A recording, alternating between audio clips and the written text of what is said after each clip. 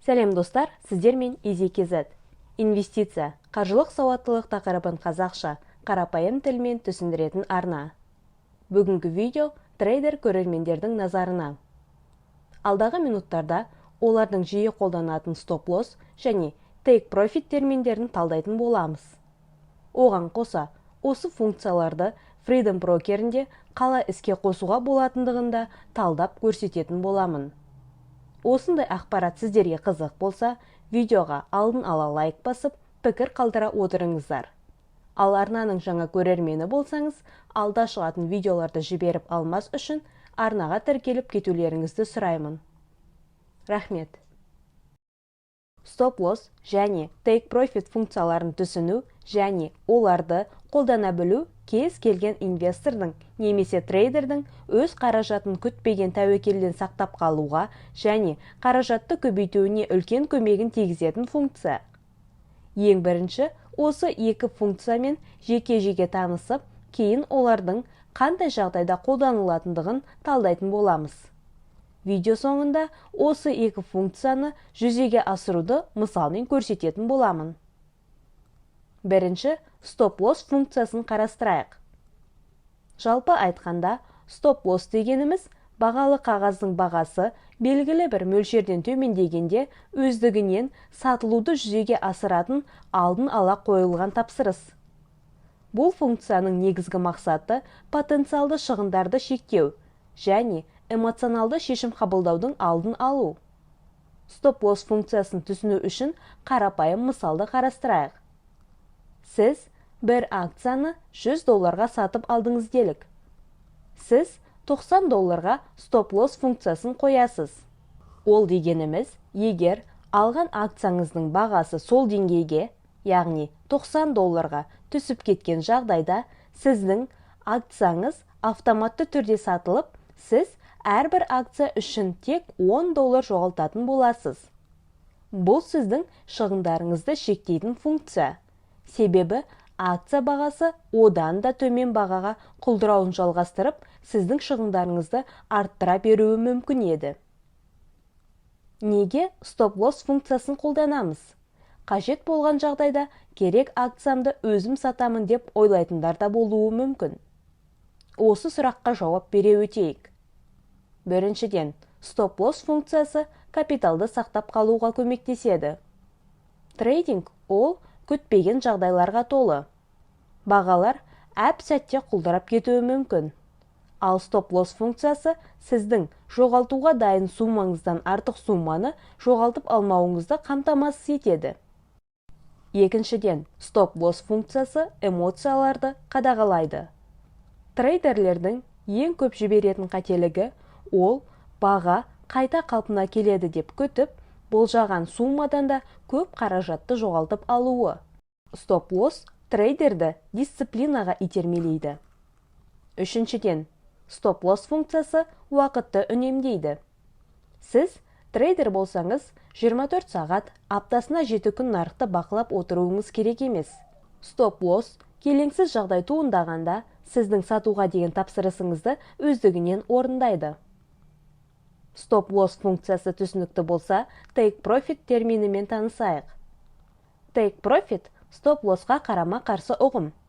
Take profit бағалы қағаздың бағасы белгілі бір мөлшерге өскен кезде табысты фиксациялау мақсатында сатылуды іске асыратын алдын ала қойылған функция. Оның идеясы өте қарапайым. Бағалы қағаздың бағасы белгілі бір пайда көретін мөлшерді асқан кезде бағаның кері бағытта өзгеру тәуекелін алдын алу мақсатында автоматты түрде сатуды жүзеге асыру. Мысалы, сіз бір бағалы қағазды $100 сатып алып, $120 take profit функциясын іске қосасыз. Осы кезде, егер баға сіз ойлағандай $120 көтерілетін болса, сіздің бағалы қағазыңыз автоматты түрде сатылып, $20 табыс шотыңызға пайда болып түседі. Take profitті не үшін қолданамыз? Оған бірнеше себеп бар. Біріншіден, ол табысты бекітеді. Нарықта баға тіпті бір сауда сессиясы кезінде жылдам өзгеріп отырады. Баға тез құлап, тез өсуі мүмкін. Ал take profit Баға өсімін пайдаланып, сіздің қатысуыңызсыз табысты қалтаңызға басып қалуға көмектеседі. Екіншіден, Take Profit аш көздіктің алдын алады. Көптеген трейдерлер баға өсімі жалғасады, көбірек пайда табамын деп, бағаның аяқ асты кері кетуі себебінен табысынан толықтай айырылып қалып жатады. Ал Take Profit'тің арқасында аздаған болсын табысты қолда алып қалуға болады. Үшіншіден, стратегияның қалыптасуына көмектеседі. Take Profit анық трейдинг стратегиясын құруда үлкен көмегін тигізеді. Жоғарыда айтылған функциялар түсінікті болса, оларды қалай қолданатынымызға көшейік. Stop Loss, Take Profit функцияларын іске қосу стратегиялық ойлауды талап етеді. Осыған орай, кейбір принциптерді ұстану өте маңызды. Мысалы, тәуекел мен пайда қатынасын ескеру. Тәуекел мен пайда қатынасы әрдайым бірдің екіге қатынасындай болуы керек. Ол дегеніміз, әрбір тәуекел ететін $1 үшін сіз $2 табыс табуды көздеу керексіз. Мысалы, $100 алған бағалы қағазға стоп-лоссты $95 қойсаңыз, онда Take Profit'ті кемінде $110 қою керексіз.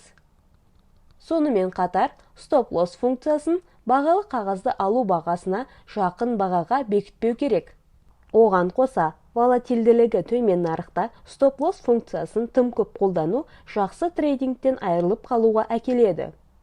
Әрине, стоп-лосс және Take Profit функцияларын пайдаланудың шарттары өте көп. Біз тек кейбіреулерін ғана талдап өттік. Ендігі кезекте сіздерге өз брокеріңізде осы функцияларды қалай жүзеге асыруға болатындығын көрсете кетейін. Мен Freedom брокерінен көрсететін боламын. Себебі Жусан, Халық немесе BCC Invest брокерлері ондай функцияны ұсынбайды. Freedom брокері арқылы стоп-лосс және Take Profit функцияларын іске қосуды қарастырайық.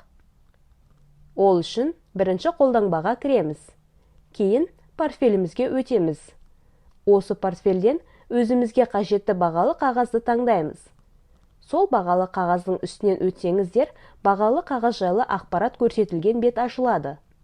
Осы бетті төмен сырғытсаңыздар, стоп-лосс және Take Profit сөздерін көресіздер.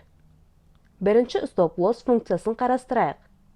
Ол үшін стоп-лосс сөзінің үстінен басып, келесі бетке өтесіздер. Осы бетте сіз бірінші жолға баға қай деңгейге төмендегенде сату керек екендігін көрсетесіз. Оны бағалай немесе пайыздай көрсетсеңіз болады. Мысалы, мен $125 төңірегінде баға түскенде акцияны сатуға бұйрық қоямын. Немесе ол қазіргі баға 11%-ға түскен кезде жүзеге асырылады деп төменгі жолда автоматты түрде есептелініп шығады. Кейін выставить көк батырмасын басып, тапсырысты орындауға бұйрық беремін. Take Profit функциясы да дәл солай жүзеге асады. Ол үшін бағалы қағаз жайлы ақпарат көрсетілген беттен Take Profit бөліміне өтеміз. Сізде келесідей бет ашылады. Мысалы, бұл жерде мен Alibaba акциясын бағасы $160 жеткенде, немесе бағасы қазіргі бағадан 14%-ға көтерілгенде активті сат деп бұйрық қоямын. Бұйрық іске асу үшін выставить приказ батырмасын басып тапсырысты жібереміз. Бұл тапсырыстар өзіңіз тапсырысты қайта жоймайынша тұра береді. Сол үшін, егер сату жайлы ойланып қалсаңыз, қайта сол параққа кіріп, снять батырмасын басып, тапсырысты алып тастасаңыз, немесе нарықтағы өзгерістерге қарай бейімделемін десеңіз, изменить батырмасын басып тапсырысқа өзгеріс енгізуге болады. Осымен Take Profit, Stop-Loss функциялары жайлы видео соңына келіп жетті. Сіздер өздеріңізге пайдалы ақпараттар алдыңыздар деген үміттемін. Видео ұнаса әдеттегіше лайк басып, пікір қалдыра кетулеріңізді сұраймын. Арнаның тіркелмеген көрермені болсаңыз, алда шығатын видеоларды жіберіп алмас үшін тіркеліп, қоңыраушаның үстінен баса кетіңіз. Сіздерді келесі видеоларымда күтетін боламын.